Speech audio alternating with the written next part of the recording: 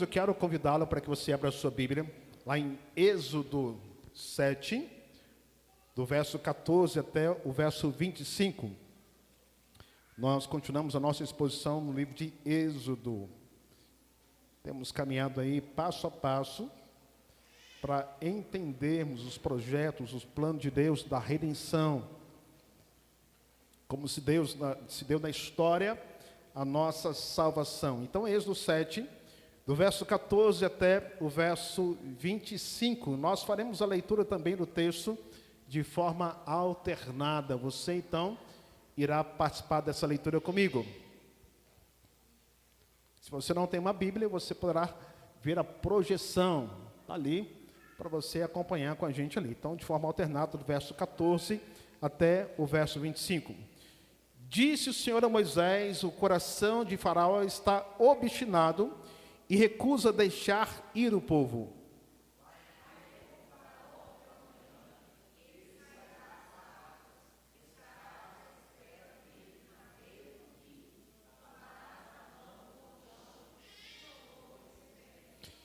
E lhe dirás: o Senhor, o Deus dos hebreus, me enviou a ti para te dizer: deixa ir o meu povo para que me sirva no deserto. E até agora não tens ouvido.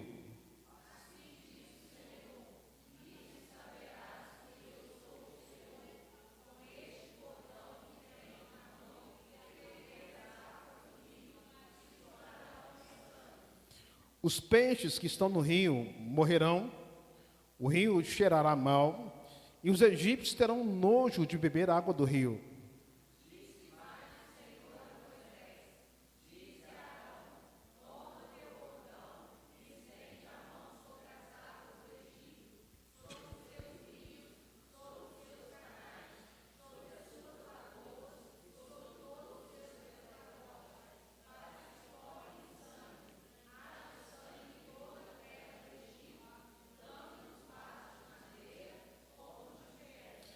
Fizeram Moisés e Arão como o Senhor lhes havia ordenado. Arão, levantando o bordão, feriu as águas que estavam no rio, à vista de Faraó e os seus oficiais, e toda a água do rio se tornou em sangue.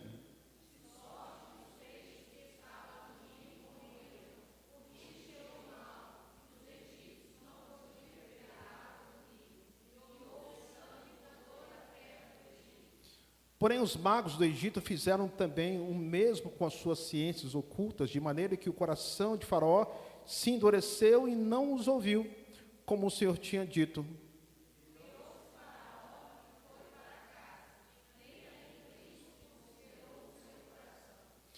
Todos os egípcios cavaram junto ao rio para encontrar água que beber, pois as águas do rio não podiam beber.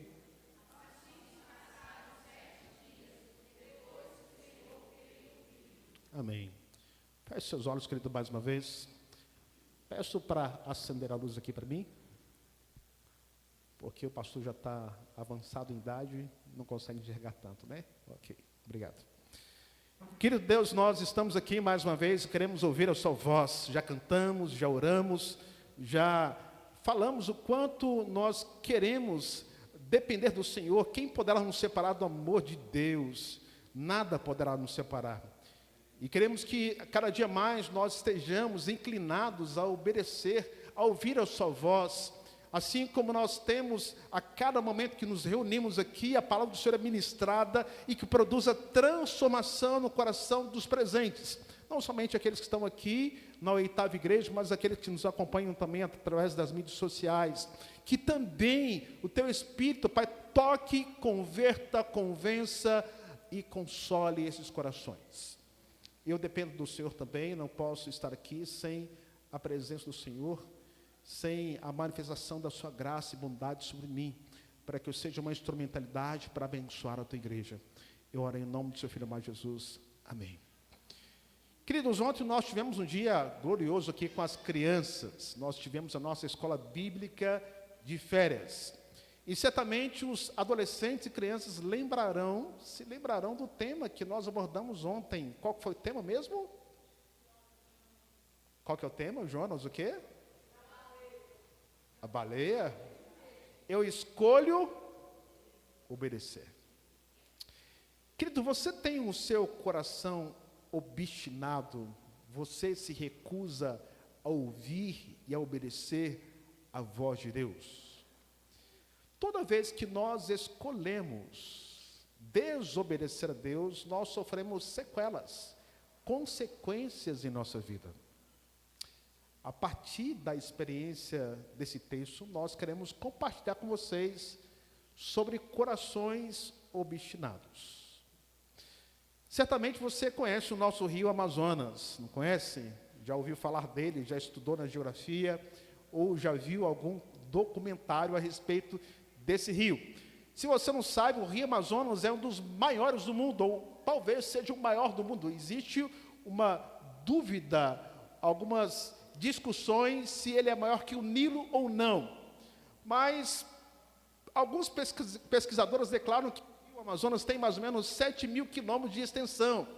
E tem mais ou menos 50 quilômetros de margem a margem. Imagina só, é quase daqui a 3 rios. Você não consegue enxergar o outro lado desse rio. Agora você imagina se esse rio, ele transforma-se em sangue. Consegue imaginar isso? Consegue imaginar as águas que cercam todo o rio Amazonas, os seus canais, os seus rios, riachos, todos eles se transformando em sangue? Você consegue imaginar toda a biodiversidade que está no rio Amazonas diante desse fenômeno, todos eles morrerem? Você já pensou nos ribeirinhos que estão ali à beira do rio, que se alimentam, que vivem por conta da vida que é produzida naquele rio? Seria um carro, seria? Para nós é apenas um imaginário.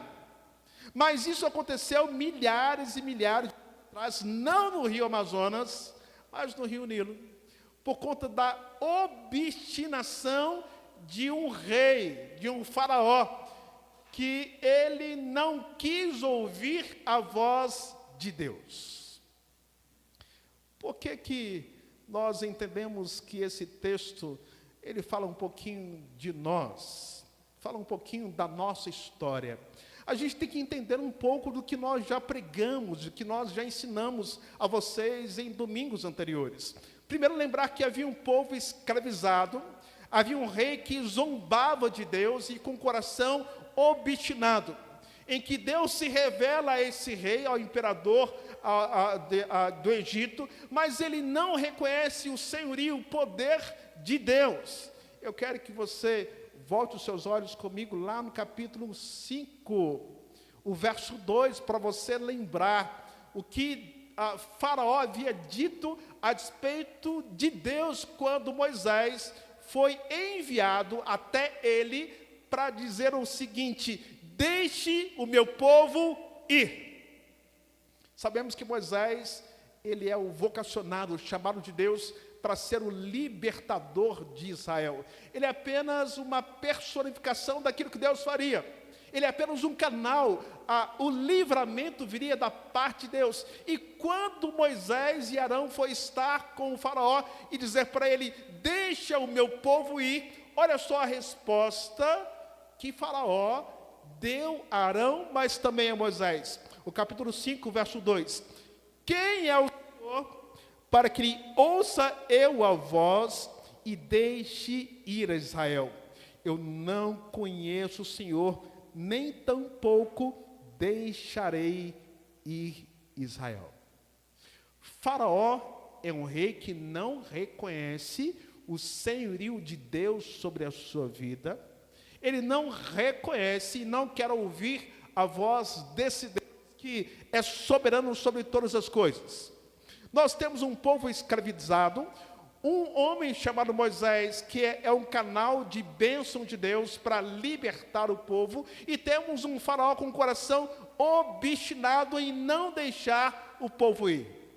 Mas se você lembrar do texto também, você se recordará que o próprio Deus havia dito a Moisés. Deus havia dado a Moisés dizendo: vai até Faraó e diz para deixar o povo ir, mas eu vou endurecer o seu coração. Mas como isso, pastor? Moisés tem a missão de ir até o faraó, dizer o que Deus mandou dizer, mas esse mesmo Deus disse que o resultado seria negativo, sim. Nós cremos que Deus é soberano, nós cremos na responsabilidade humana também, e cremos que Deus tem o controle de todas as coisas.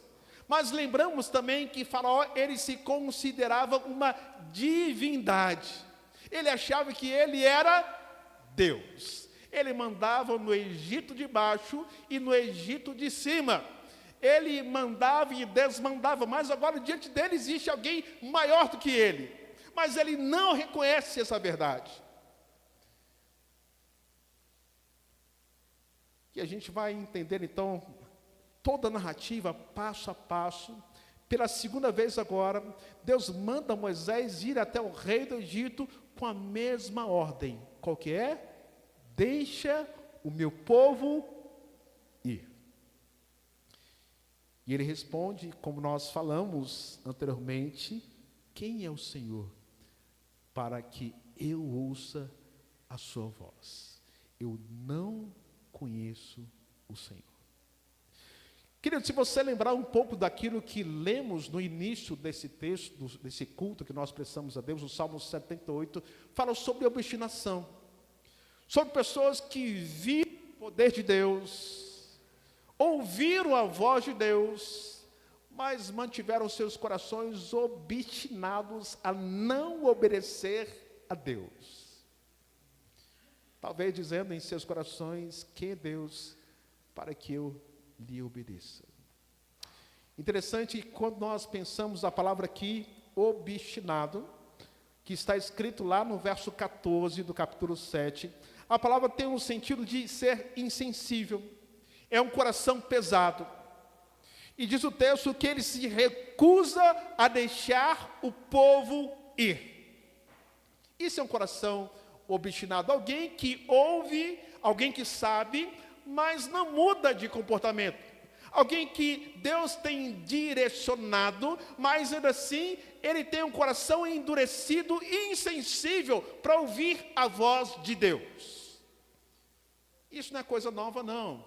Coisa lá atrás e coisa do nosso tempo também, da nossa geração.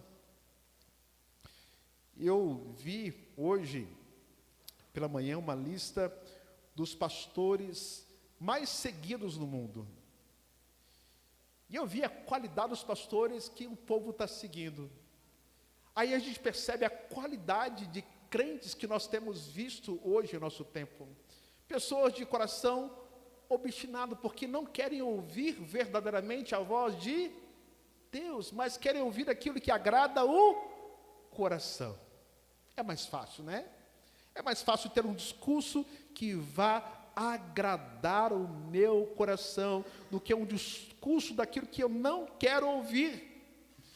E quando nós olhamos para esse texto, nós encontramos um faraó com um coração incrédulo, nós encontramos um povo também desanimado, porque quando Moisés foi estar pela primeira vez com o faraó, dizendo, deixe meu povo ir, e faraó manda que seus algozes pudessem piorar a situação dos hebreus. E o povo começa a questionar. E quando Moisés, ele ora para o faraó com o coração endurecido, ele ora para o povo que está desanimado, e ele questiona o seu chamado, a sua vocação. Será que eu estou no lugar certo? Quando lemos aqui o capítulo 7 e o capítulo 6, você verá Moisés um pouco desanimado diante do seu chamado e diante da realidade que Deus havia o colocado. Mas Deus vai mostrar tanto a Faraó, como também aos hebreus, como também a Moisés, quem ele é. E o texto, você certamente se lembrará que Deus vai se apresentar e dizer, eu sou o Senhor. Eu sou o Deus de Israel, o Deus dos hebreus. Quando lemos o capítulo 7, a palavra que mais se repete aqui é a palavra Senhor. cerca de 7 vezes, 9 vezes na verdade, eu sou o Senhor. E quando começamos o capítulo 14 também, disse o Senhor a Moisés: o coração de Faraó está obstinado e recusa deixar ir meu povo. E Moisés tem uma missão de encontrar mais uma vez Faraó. E Deus manda que Moisés esteja com Faraó pela manhã. Talvez alguns comentaristas declaram que Faraó estivesse talvez no momento dos seus rituais, servindo aos deuses do Egito, porque o Nilo era a representação de uma divindade. O Nilo representava vida.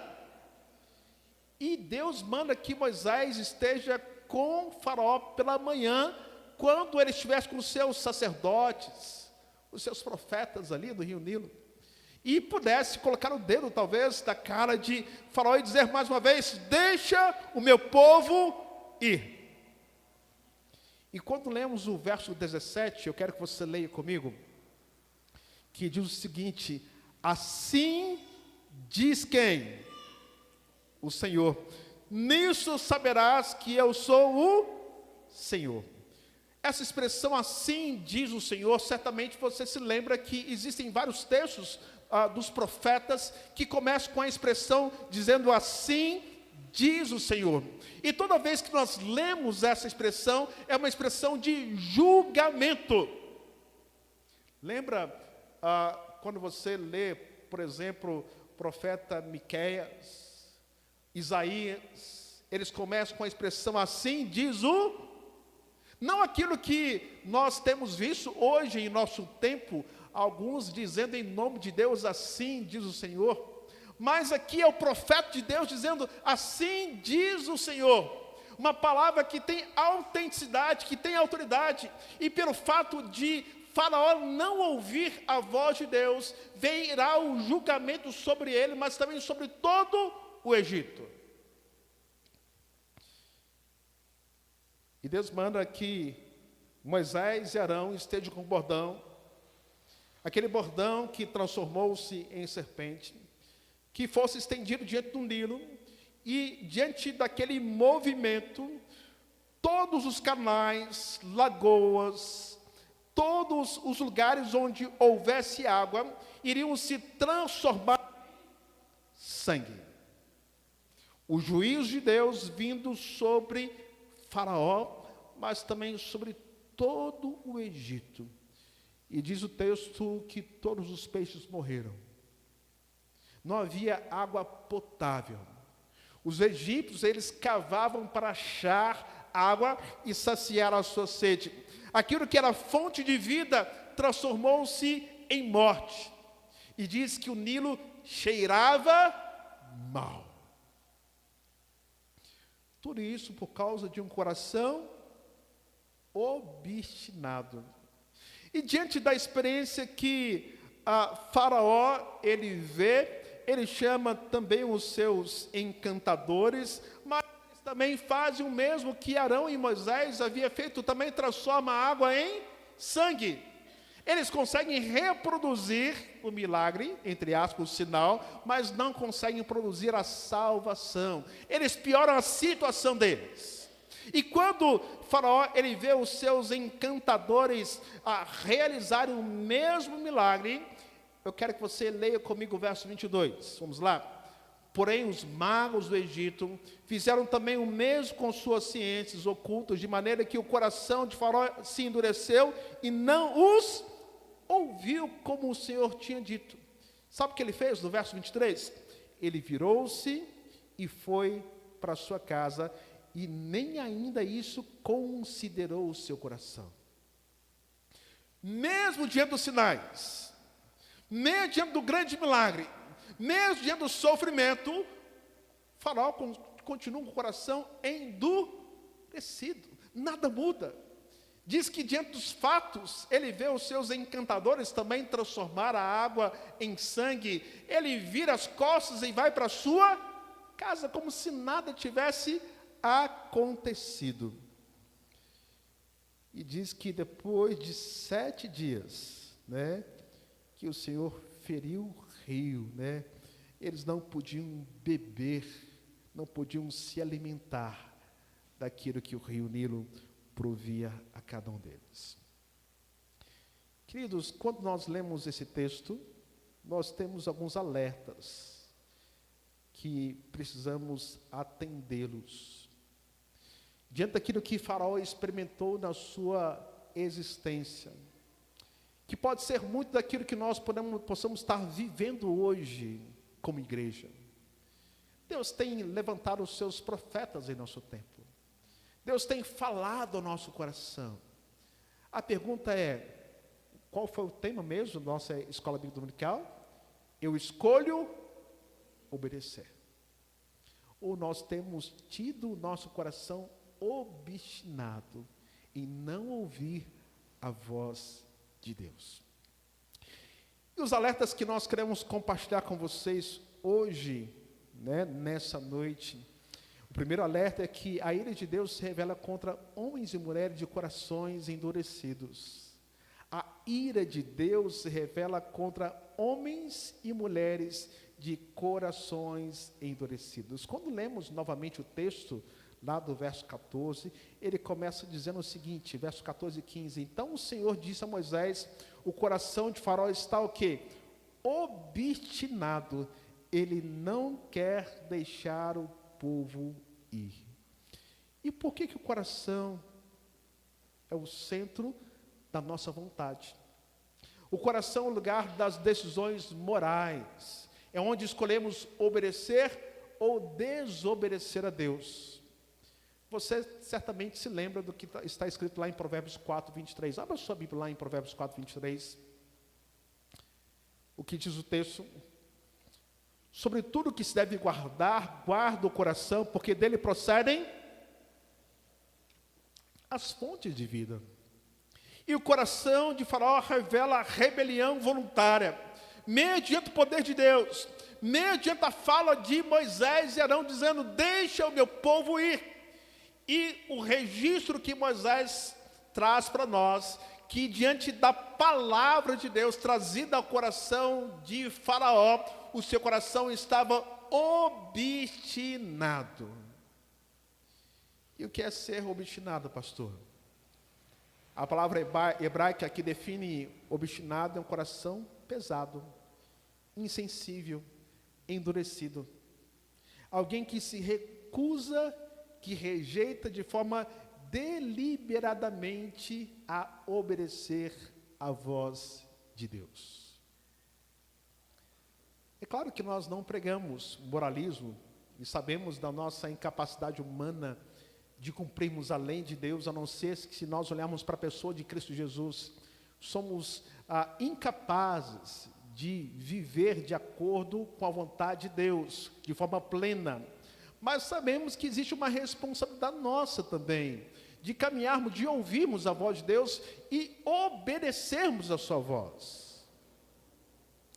Certamente você se lembrará de textos que nós veremos pela frente, Êxodo 10, verso 3, que diz o seguinte, até quando recusarás humilhar-se diante de mim, diz o Senhor. Jeremias 13 e 10, este povo perverso que recusa ouvir as minhas palavras. Nós não somos ignorantes, queridos, porque Deus tem falado conosco.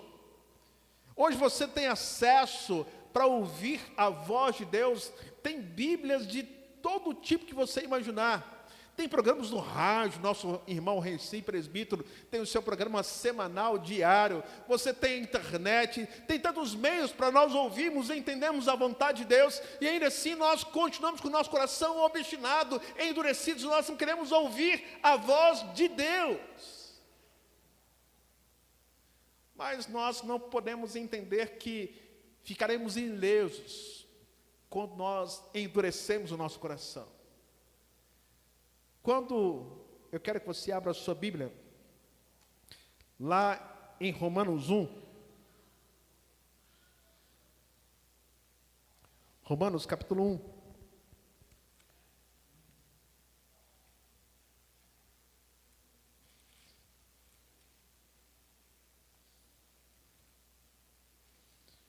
Romanos 1, a partir do verso 18. Olha só o que diz as Escrituras, o que Paulo declara para nós. A ira de Deus se revela do céu contra toda impiedade e perversão dos homens que detêm a verdade pela injustiça, porquanto o que Deus se pode conhecer é manifesto entre eles, porque o Deus lhes manifestou. Porque os atributos invisíveis de Deus, assim o seu eterno poder, como também a sua própria divindade, que diz o texto, claramente se reconhece desde o princípio do mundo, sendo percebidos por meio das coisas que foram criadas. Tais homens são, por isso, indesculpáveis. Porquanto, tendo conhecimento de Deus, não glorificaram como Deus, nem lhe deram graças, antes se tornaram nulos em seus próprios raciocínios, obscurecendo-nos o coração insensato, inculcando-os por sábios, tornaram-se loucos, mudaram a glória de Deus incorruptível em semelhança da imagem de homem incorruptível, bem como de aves, quadrúpedes e répteis. Por isso Deus fez o quê? Entregou tais homens às imundícias, pelas concupiscências do seu próprio coração, para desonrar o seu corpo entre si. Deus entregou. Eles tiveram conhecimento de Deus, mas não glorificaram como Deus e nem lhe deram graças. Faraó está com o seu coração obstinado, endurecido. Ele está conhecendo Deus. Deus se revela a ele através de Moisés e Arão. Deixa o meu povo ir. Mas Faraó, com o seu coração obstinado, ele acha que ele é Deus também. Nós não somos maniqueístas. Sabe o que é maniqueísmo? É quando existem duas forças, o bem e o mal, que estão em pé de igualdade, que estão num ringue brigando. Nós não cremos isso no mundo espiritual. Não existe ninguém ou algo que possa se opor ao poder de Deus, nem Faraó. Nem todas as divindades do Egito juntas poderiam sobrepujar o poder de Deus. Mas o coração de Faraó estava endurecido, obstinado. E todo coração obstinado, ele sofre consequências dos seus atos de desobediência. Todo desobediente sofre consequências dos seus atos. A gente é pai, a gente sabe.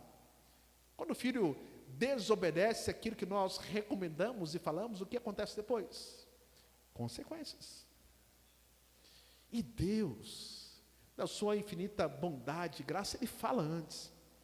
Eu sempre ouvi uma frase muito interessante, dizia o seguinte: antes que a desgraça bata a nossa porta, a graça de Deus vem antes. E a graça de Deus bateu na porta de Faraó. Deixa o meu povo ir. Mas o coração de Faraó estava obstinado, insensível, endurecido, e não quis ouvir a voz de Deus. E conforme lemos aqui o texto de Romanos 1, do verso 18, diz que a ira de Deus se revela contra toda impiedade. Gente que teve conhecimento da vontade de Deus, ouviu Deus, mas não quis obedecê-lo. E por isso vai sofrer as consequências da sua desobediência. Tem muito crente teimoso aí, né? Muito crente que sabe que pecado é pecado e continua pecando. Tem muito crente que mostra que está insensível à voz de Deus, dura cerviz, estão desobedientes, estão obstinados. E Faraó representa cada um de nós, essa humanidade caída que se rebela de forma ativa contra Deus. Abra sua Bíblia lá em Romanos 8, verso 7 também. Romanos 8, verso 7.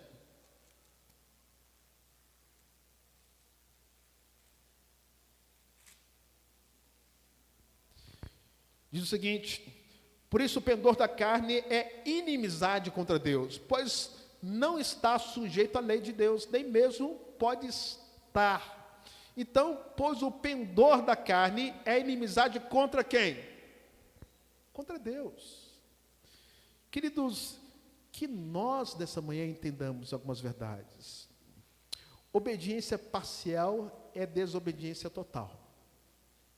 Não existe neutralidade diante da palavra de Deus. Ou você obedece a Deus, ou você desobedece a Deus. E toda dureza traz consequências. Se nós resistimos a Deus, colhemos juízo. Só Deus pode trocar corações, e nós precisamos de um coração novo. Um coração obstinado precisa ser trocado por um coração de carne, que somente Deus pode produzir no coração humano. Mas você pode perguntar, mas pastor, se Deus falou que o coração de Faraó seria endurecido, não foi propósito de Deus? Foi, mas também existe a responsabilidade humana. Deus é soberano.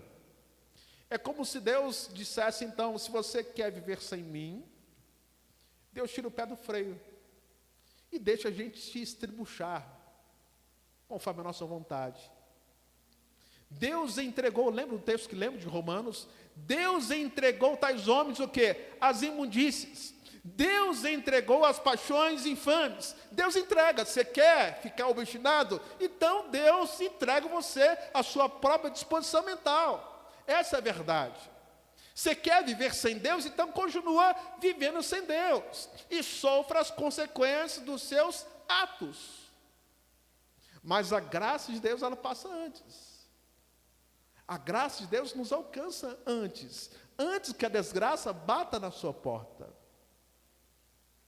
A graça de Deus, ela insiste de forma repetida, e às vezes nós recusamos como Faraó.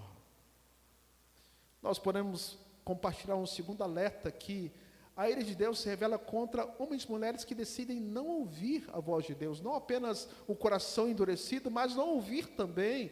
Nós entendemos que traz prejuízos para a nossa existência humana. Quando lemos o verso 15 ainda e 16, principalmente o verso 16, diz o seguinte: e diga-lhe, o Senhor, o Deus dos hebreus, me enviou a você para dizer, deixe o meu povo ir, para que me sirva no deserto. Mas até agora você não quis ouvir. Está lá no verso 16, que lemos do Êxodo capítulo 7. Verso 16, Deus dizendo, eu já mandei Moisés para dizer que você pudesse deixar o povo ir, mas você não quis dar ouvidos à minha voz.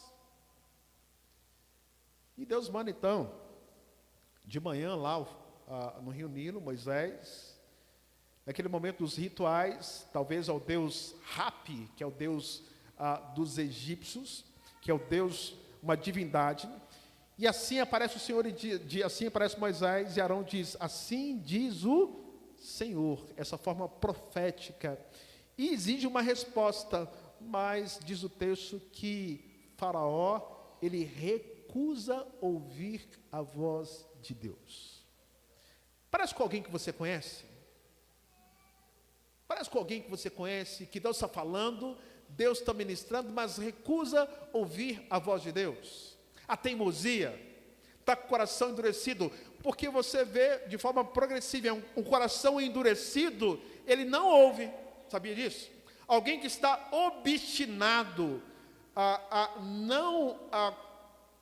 não realizar algo, ele não ouve. Já viu o filho teimoso? Você manda ele fazer, ele não quer fazer, ele não quer ouvir mais, e depois que você entrega as suas próprias paixões, ele vem fazendo o que depois? Chorando, pedindo o quê? Ajuda. Não é assim que a gente faz? E a gente faz assim também com Deus muitas vezes, porque por muitas vezes o povo de Deus com o coração obstinado e não querendo ouvir a voz de Deus, eles sofrem, e depois do sofrimento eles buscam a presença de Deus, para que Deus restaure, renove. Lembra o que está escrito na história de Juízes, o ciclo que acontecia, em que Deus trazia libertação ao povo diante do opressor, e depois de um tempo de harmonia, de tranquilidade, o povo se esquecia de Deus, começava a servir a outros deuses, a idolatria, e com a idolatria o povo começa a sofrer, e no sofrimento o povo começa a buscar a Deus novamente. Assim somos nós. Esse ciclo que se não for a bondade e a graça de Deus sobre a nossa vida, a gente estaria todos nós lascados. Porque às vezes está com o coração obstinado, endurecido, não queremos ouvir o que Deus tem falado no nosso coração. E Deus ainda fala por sua palavra, pelo seu Espírito. E o problema não é o silêncio de Deus, mas a surdez humana. Por que será que o Brasil sofre tanto hoje? Sendo que a população evangélica, ela tem crescido de forma exponencial em nossa nação. E por que essa nação a gente não vê nenhuma transformação? É porque o povo não quer ouvir a voz de Deus.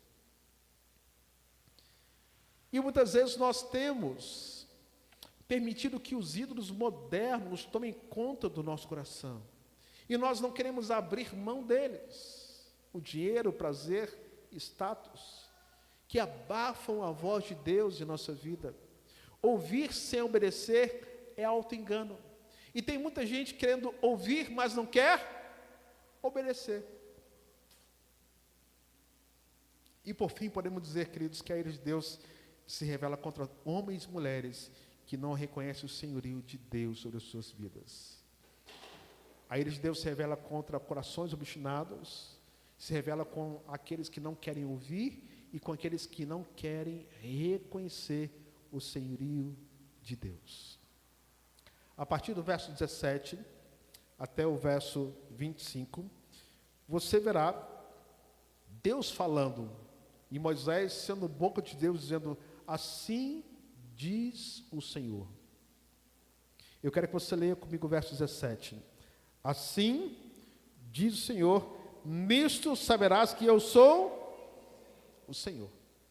Deus vai mostrar para Moisés, para Faraó, quem ele é. Lembra que nós falamos que no capítulo 5, verso 2, Faraó, ele diz: quem é Deus? Quem é Deus para eu deixar o povo ir? Quem é Deus para eu ouvir aquilo que ele está mandando? E a resposta de Deus é: eu vou mostrar então, Faraó, quem sou eu. E como Deus mostra isso? Mandando o seu juízo.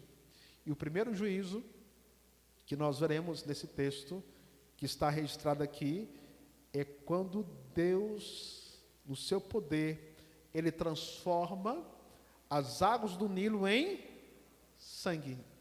E o Nilo, que era símbolo de vida, transforma-se em símbolo de morte. Os rios, canais, até as águas que estavam nos vasos de pedra e outros utensílios, também se transformaram em sangue. E diz o texto ainda que o povo cavava para ver se achava água potável e não conseguia, porque eles estavam sob o juízo de quem? De Deus. E a pergunta é: será que mudou alguma coisa no coração de Faraó?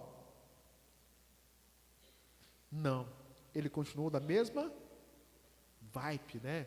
Eu quero que você leia comigo aqui o verso 23 e 24 mais uma vez. Virou-se Faraó e foi para casa, e nem ainda isso considerou o seu coração. Você pode ter duas atitudes aqui nessa noite. Você ouviu essa mensagem que nós trouxemos ao seu coração. Você pode mudar de vida diante de um coração obstinado, ouvir a voz de Deus e reconhecer o senhorio de Deus sobre a sua vida, ou você pode virar as costas e ir para a sua casa como se nada tivesse acontecido. Quando olhamos para o ministério de Jesus, Jesus obedeceu até o fim. Jesus obedeceu o Pai em tudo, como sacrifício vivo, santo, como o sacrifício perfeito entregue naquela cruz em favor de cada um de nós. Jesus em nenhum momento ele titubeou em se esquivar da vontade do Pai, mas ele cumpriu cabalmente aquilo que lhe foi confiado, o seu chamado, a sua vocação.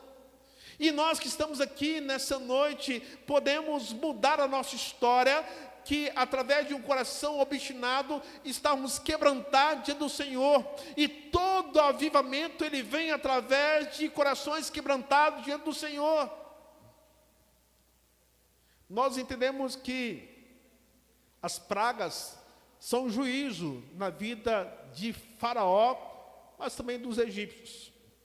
Mas as pragas também foi um meio de salvação para os hebreus. Quando nós lemos que a palavra de Deus não volta vazia, ela tem dois propósitos. Quando a palavra ela é pregada, ela produz salvação, mas a palavra pregada também produz juízo também. Sabia disso? Que a palavra, quando nós anunciamos e pregamos, ela traz salvação, pode produzir salvação, à medida que nós obedecemos, que nós acolhemos para a nossa vida, mas ela traz juízo, que à medida do nosso conhecimento, e nós não colocamos em prática, ela se torna um juízo em nossa vida. E o que nós podemos fazer nessa noite? O convite que Deus nos faz é um momento de transformação genuína, de quebrantamento diante do Senhor, de sermos uma igreja viva, não uma igreja de coração endurecido, mas uma igreja que ouve a voz de Deus, que discipula, que prega, que vive. Esse é o nosso chamado. Ou podemos nos tornar como Faraó, mesmo vendo os sinais, as maravilhas de Deus, ele manteve o seu coração endurecido. Quero convidá-lo para que você feche seus olhos neste momento.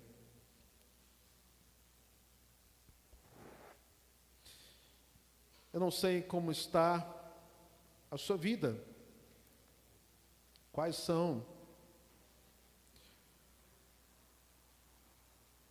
o que você tem feito da sua história. Se você tem buscado o Senhor enquanto se pode achá-lo, invocando enquanto Ele está perto, que o tempo oportuno da salvação é agora, não é amanhã. Nós não podemos procrastinar. E se porventura nós temos tido nosso coração obstinados, nós somos chamados a um quebrantamento, a reconhecermos a nossa dependência do Senhor. Nós estaremos participando da ceia nessa noite.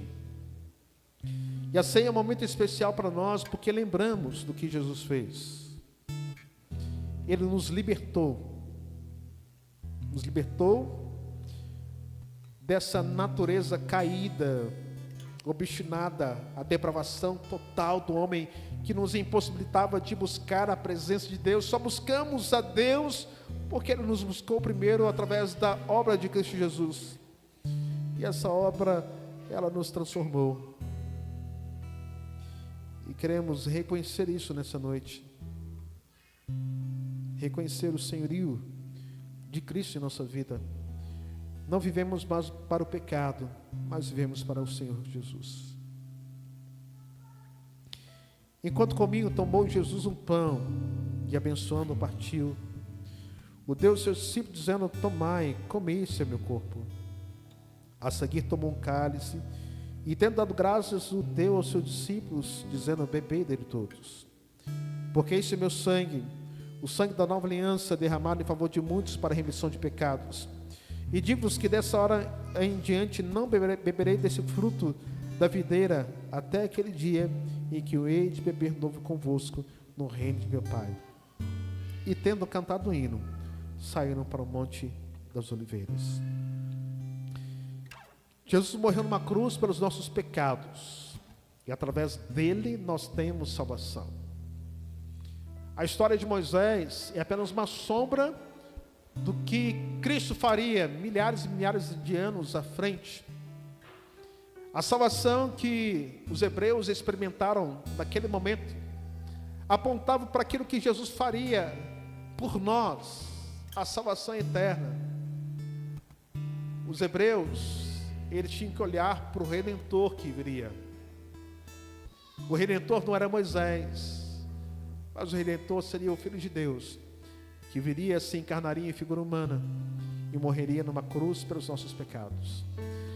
E Jesus, nos seus últimos momentos do seu ministério terreno, ele reúne os seus discípulos numa casa, E era o momento da Páscoa, que representava e celebrava este momento de libertação do cativeiro de mais de 400 anos.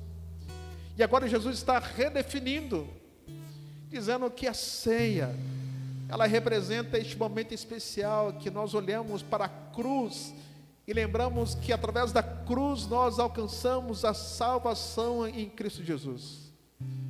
E por Ele nós temos vida eterna. Podemos ser restaurados e temos vida com Deus. Mas Paulo diz que nós não podemos participar da mesa de qualquer maneira, nós devemos nos autoexaminar. Ele diz para nós não deixarmos de participar, mas a nos examinarmos, e assim comer do pão e beber do cálice. Então, mais uma vez, feche seus olhos. Nós iremos orar e consagrar os elementos que aqui se encontram, e assim participamos da ceia do Senhor. Enquanto isso, eu quero chamar os presbíteros também para estarem aqui à frente, para estar nos auxiliando neste momento do banquete, em que nós colocamos a mesa do Senhor. Pai querido, nós estamos aqui diante da sua augusta presença e queremos consagrar os elementos que aqui se encontram. Aqui está o pão, aqui está o cálice, e não existe nenhuma mudança na substância dos elementos, mas nós cremos na presença espiritual do Senhor nos elementos, que são meio de graça. Participamos desse banquete, em que aponta para aquilo que Cristo fez por nós e em nós. E nós consagramos esse momento ao Senhor. Nós oramos em nome de Jesus. Amém. Na noite que o Senhor foi traído, tomou o pão, tendo dado graça, partiu e deu ao seu discípulo, dizendo: comei dele todos. Mas também tomou o cálice, dizendo: esse cálice é o cálice da nova aliança, sangue derramado em favor de muitos para a remissão de pecados. Bebei dele todos. Se você irá participar da ceia, eu quero convidá-lo para estar de pé, para que assim os nossos irmãos presbíteros estejam servindo você. E lembrando que essa mesa é a mesa do povo de Deus, independente da sua denominação, da sua igreja. Se você está em plena comunhão, você é convidado a participar da mesa do Senhor.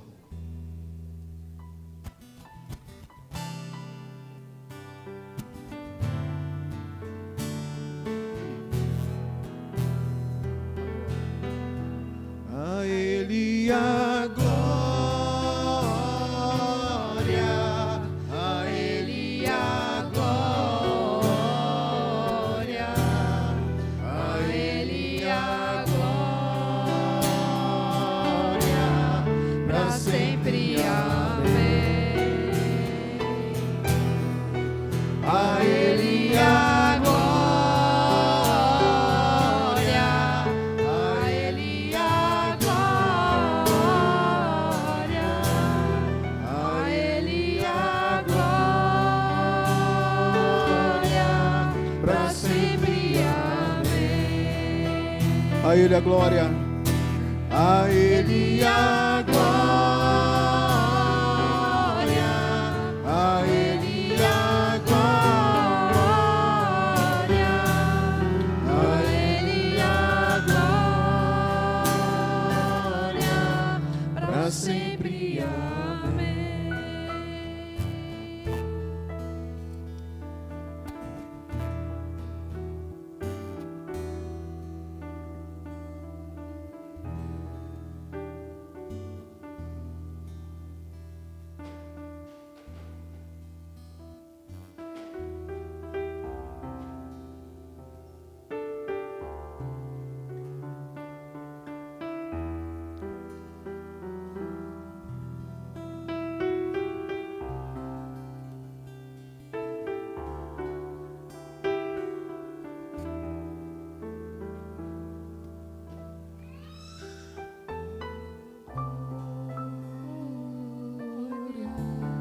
A Ele a glória,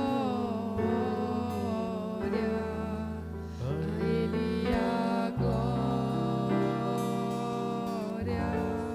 para sempre. Amém. Alguns dos irmãos foi esquecido com o cálice ou com o pão.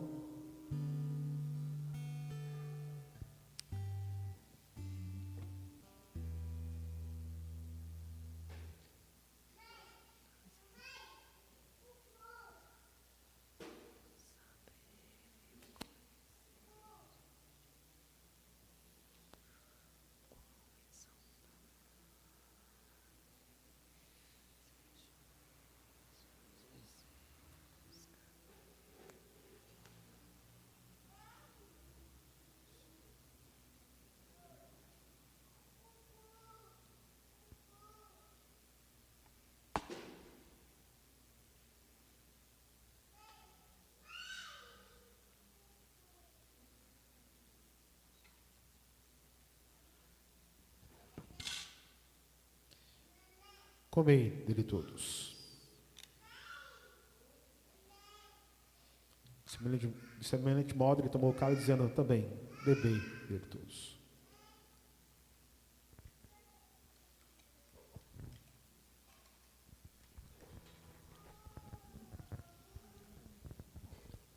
Oremos, amados. Soberano Deus e eterno Pai, Pai, nosso Senhor e Salvador Jesus Cristo, a Ti toda a honra, toda a glória e toda a exaltação. Pai amado, Pai querido, queremos agradecer ao Senhor por tudo que aconteceu aqui nesta noite. As orações que foram feitas falaram aos nossos corações, os louvores, os hinos cantados, entoados a Ti, e também, é claro, meu Pai, a palavra compartilhada, e para coroar, meu Pai, a ceia do Senhor. Amém, Senhor. Esse ato que o Senhor mandou que nós fizéssemos em memória de Cristo Jesus, até que Ele venha. Obrigado, meu Pai, por tudo nessa noite aqui. Abençoa-nos, continue falando ao nosso coração até o final do culto e abençoa teu povo aqui presente. Assim oramos em nome de Jesus. Amém. E graças a Deus.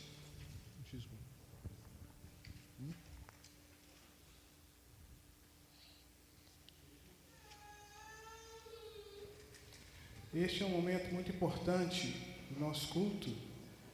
Nós já adoramos, já louvamos, já ouvimos a palavra, e agora é o momento de nós estarmos adorando o nosso Deus com os nossos dízimos e ofertas. Se você veio preparado, que você possa depositar no gasofilácio.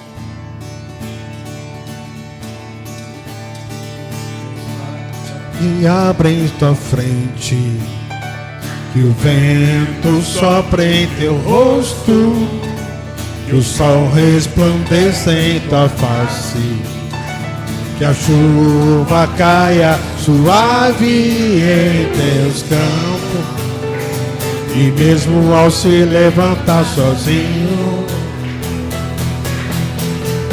e Deus envolva em seu amor e a paz, encharque o coração e até nos vemos outra vez, que Deus lhe guarde em sua mão, que as gotas da chuva em teu rosto com brisa lhe tragam alívio, e as tarefas comuns e diárias não sejam um peso ao teu coração, e mesmo ao se levantar sozinho, Saiba que Deus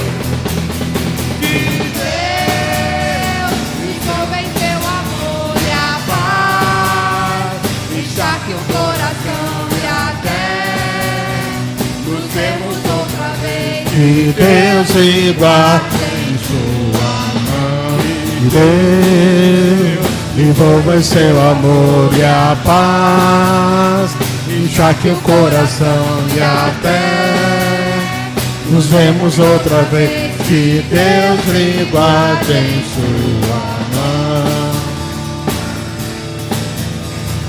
Pam, pam, pam, pam, pam.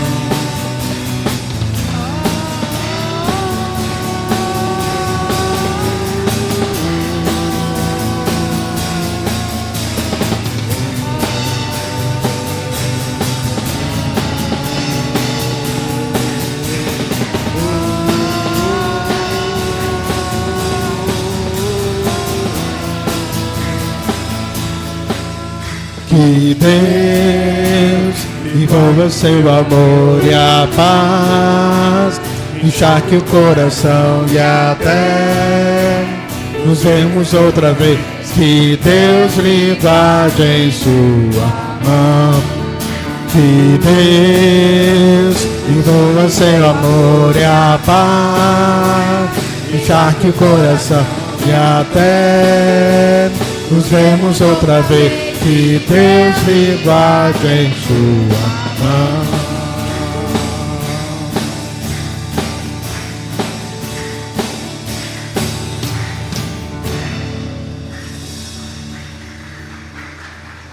Santo Deus eterno Pai, louvado e exaltado seja o seu santo nome. Ó Deus, obrigado pelos dízimos e ofertas que foram depositadas no gasofilácio. Que o Senhor possa estar abençoando, Deus, cada irmão que tem depositado aqui, ó Deus, a sua oferta, o seu dízimo, Pai. E que o Senhor possa derramar bênçãos incontáveis sem medida sobre a vida desses irmãos, ó Pai. Que esses recursos sejam usados da forma correta, como tem sido sempre usados, ó Pai. E obrigado, porque o Senhor tem sido um Deus próspero nessa igreja. Eu oro em nome de Jesus. Amém. Você pode sentar um pouquinho, nós estamos encerrando o nosso culto. Temos algum visitante aqui nessa noite? Temos? Além do pastor Leonardo? Não? Ok. Queridos, você sabe que dia que é hoje? Dia do presbítero, né? Então, quero convidar os nossos presbíteros para estarem aqui à frente. Nós iremos orar por eles, agradecendo a Deus pela vida, a dedicação de cada um deles. E sabemos que a igreja não anda sozinha, não é só o pastor. Nós somos uma igreja conciliar e que é dirigida por presbíteros. E o pastor também é um presbítero docente, e eles são presbíteros regentes. Eu quero chamar o pastor Leonardo para estar aqui à frente. Ele vai estar orando pelos nossos irmãos, agradecendo pela vida dos nossos queridos presbíteros aqui, e depois estará impetrando a bênção também, e a gente vai estar encerrando então o nosso culto nessa noite.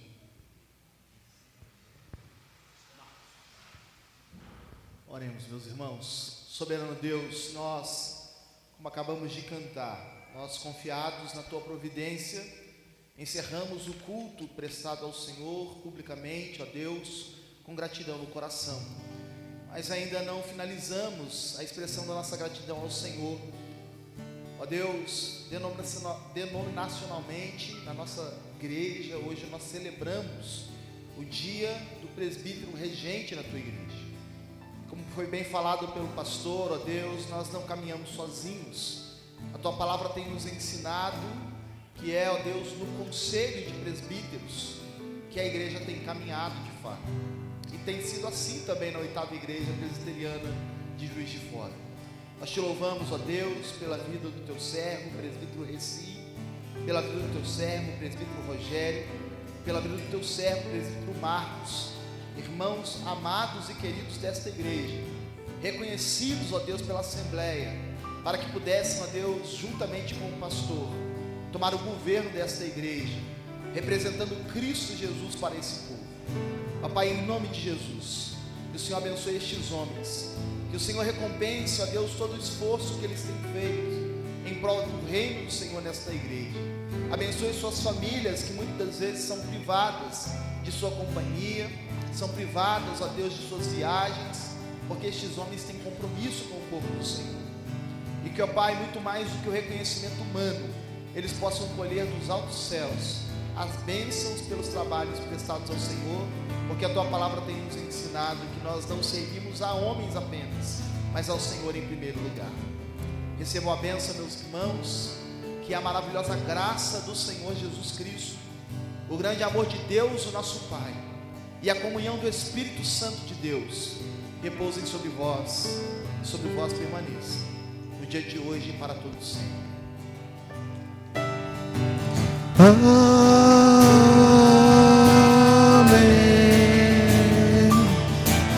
Amém.